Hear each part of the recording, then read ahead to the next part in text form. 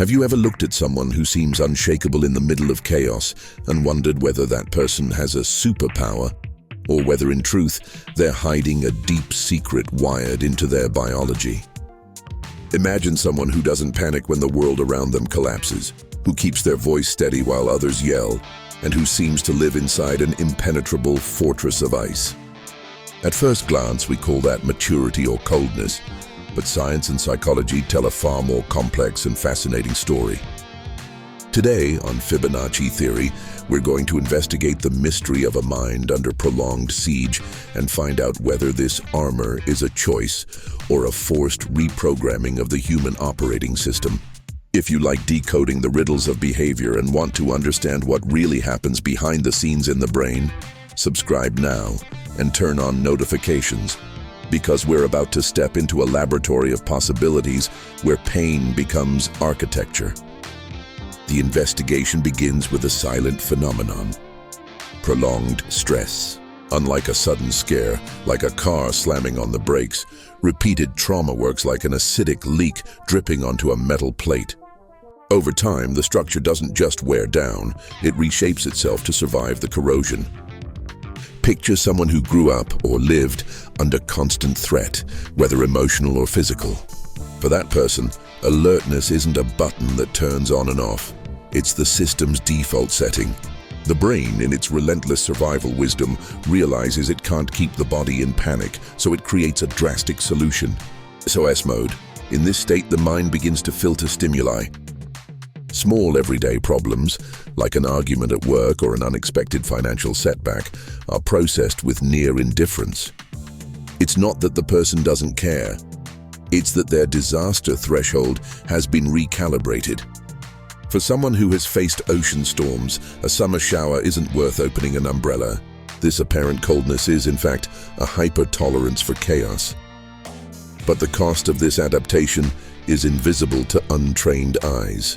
The threat detection system centered in the amygdala becomes hypervigilant. Have you noticed the person who, when they walk into a restaurant, instinctively chooses a seat that lets them watch the door and every exit? Or someone who, in a casual conversation, can detect a micro-expression of disapproval before the other person even finishes the sentence? That's not a mystical gift, it's a safety adaptation. At some point in the past, noticing those signals was vital to avoid conflict or anticipate aggression. The mind became an expert at reading the room, turning anxiety into a precision tool. Heavy silence or a smile that doesn't reach the eyes gets read as a code, bright red alert. Interestingly, this same hardening process can generate a paradox: intense empathy. Because these people became experts in pain, they can recognize others' suffering with unsettling ease. They feel the weight in the atmosphere, but their response is rarely dramatic. They offer practical help, a steady presence, yet keep a safe distance. This is what we call post-traumatic growth, coexisting with emotional shutdown. A person may become a lighthouse for others, guiding them through darkness they know all too well, yet rarely allows anyone to hold their own lantern. That's where hyper-independence emerges. "I've got this. I don't need anything. I'm fine," become mantras.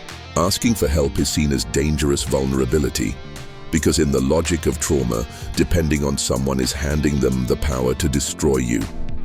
Extreme self-reliance becomes the armor's last line of defense. Inside that fortress, another tool stands out: humor. But not light, sunny humor.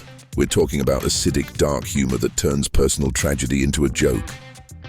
By laughing at what hurts, the person takes control of the narrative again. If I can laugh at it, it means it didn't break me.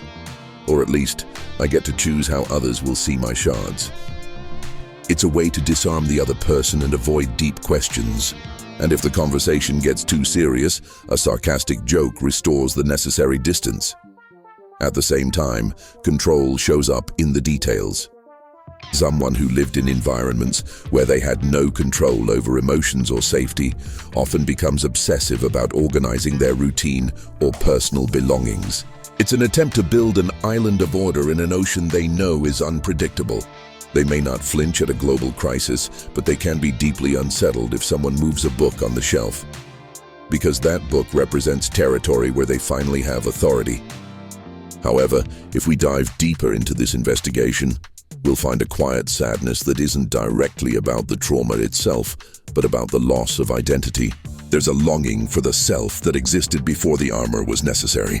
They miss spontaneity, the ability to trust without running background checks, the lightness of laughing without a backup plan. It's as if they live in a permanent state of readiness, a soldier who never got the message that the war is over. That always-on state consumes an immense amount of life energy, leading to an existential fatigue that ordinary sleep can't fix. The mind minimizes its own suffering by saying other people have it worse, an invalidation tactic that keeps the guard up. Because if I admit I suffered, I admit I'm vulnerable. What this journey reveals is that the coldness we see on the outside is often the thermal insulation of a core that's still burning. Resilience isn't the absence of scars, it's the ability to keep functioning despite them. Healing, in this context, doesn't mean becoming who you were before. That's impossible because time and experience don't go backward. Healing is recognizing that the armor, while useful for saving your life, may now be preventing you from fully living it. It's understanding that hypervigilance is an echo of the past, not necessarily a prophecy of the future. Anyone who walked through fire and developed this thick shell carries a unique perspective on the value of life and relationships, cherishing the simple because they know the weight of the complex. We've reached the end of this investigation into the architecture of the human mind and the invisible scars that shape who we are. The question I'll leave you with is, to what extent are your current defenses still protecting you, and at what point did they begin to isolate you? The human mind is a constant laboratory of adaptation, and understanding these processes is the first step toward taking control of your own narrative again.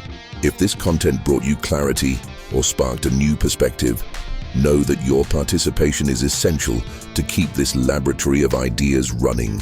Fibonacci Theory is a space for deep exploration, and your presence truly makes a difference. So if you value this kind of analysis that blends science, psychology, and logical imagination, consider supporting the channel more directly.